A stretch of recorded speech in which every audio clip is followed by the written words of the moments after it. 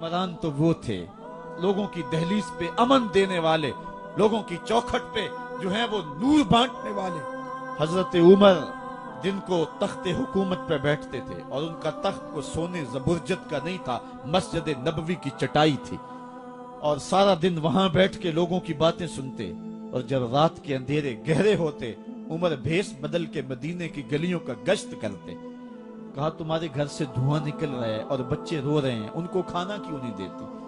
کہنے لگی عمر کی جان کو رو رہی ہے۔ عمر کے پاؤں تلے سے زمین نکل گئی۔ کہا کیا ہوا؟ کہا 3 دن سے ہمارے ہاں کھانے کے لیے کچھ نہیں ہے، روزانہ بچے روتے ہیں اور میں ہنڈیا کے اندر پتھر ڈال کر کے نیچے سے آگ ڈالتی رہتی ہوں کہ بچے انتظار کر کر کے سو جائیں گے، کم بخت سو بھی نہیں رہے، اور وہ پتھر پکیں گے بھی کیا، اور میں عمر کی جان کو رو رہی ہوں۔ حضرت عمر کا کلیجہ دہلنے لگا، فوراً پلٹے، واپس بیت المال میں آئے، گھی کا ایک کنستر لیا، آٹے کی بوری لی، مرچ مسالہ جات بہت کچھ اٹھایا، اپنے کندھے پہ رکھا، بوری اپنی کمر پہ لا دی۔ عمر بیت المال سے نکلے تو آپ کے خادم اسلم نے دیکھ لیا، آگے بڑھا، کہا میرے آقا میں اٹھاتا ہوں۔ عمر کی آنکھوں میں آنسو ہے۔ کہا اسلم قیامت کے دن میرا بوجھ اٹھا لو گے؟ کہا قیامت کے دن تو اپنا اپنا بوجھ اٹھانا پڑے گا۔ کہا عمر کو آج اپنا ہی اٹھانے دو۔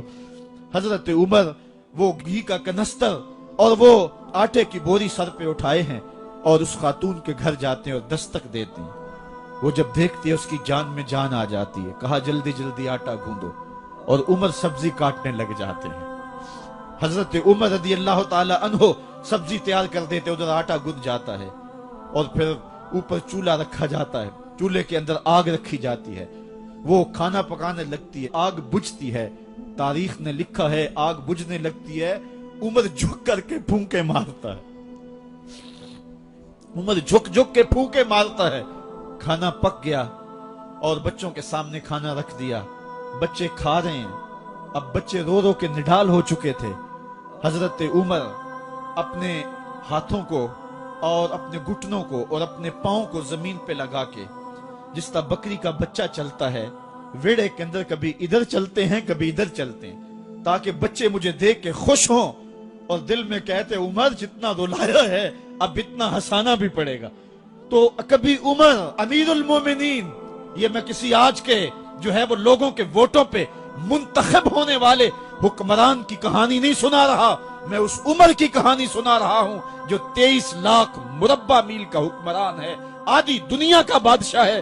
حضرت عمر جو ہے جس طرح بکری کا بچہ چلتا ہے، اس طرح اپنے ہاتھ اور اپنے گھٹنے زمین پہ ٹیک کر کے جو ہے وہ اس طرح چلتے ہیں۔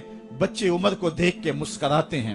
جب بچے مسکرانے لگے تو حضرت عمر نے اس خاتون سے کہا بڑھیا عمر کو معاف کر دے۔ اس نے کہا تو اتنی ہمدردی کیوں کرتا ہے؟ کہا عمر بیچارہ بڑا پھنسا ہوا ہے، فکر ہے اس کو یرموک و فسطاط و حلوان کی، جب فتح ہے مصر تو تیاری ہے ایران کی، آتے جاتے وفد سے ملاقات بھی کرتا ہوگا اور شب کو معلوم حالات بھی کرتا ہوگا، کانٹوں میں الجھی ہوئی بیچارے کی جان ہے، نیند اس کو بھی آتی ہے، آخر وہ انسان ہے، میری بہن عمر کو معاف کر دے۔ اس نے کہا نانا عمر کی بات میرے سامنے نہ کر، قیامت کا دن ہوگا، عمر کا گریبان ہوگا اور میرا ہاتھ ہوگا۔ جب اس نے یہ بات کہی تو عمر برداشت نہ کر سکے، بچوں کی طرح بلک بلک کر رونے لگے۔ کہا وہ بد نصیب عمر تیرے سامنے ہے، آج ہی کہلا جو کہنا ہے، قیامت کے دن مجھے معاف رکھنا۔ اس نے کہا تو عمر ہے؟ کہا بد نصیب عمر تیرے سامنے کھڑا ہوں۔ میرے عمر کہتے ہیں اگر دجلہ کے کنارے ایک بکری کا بچہ بھی پیاسا مر گیا، اس کا حساب بھی عمر سے لیا جائے گا۔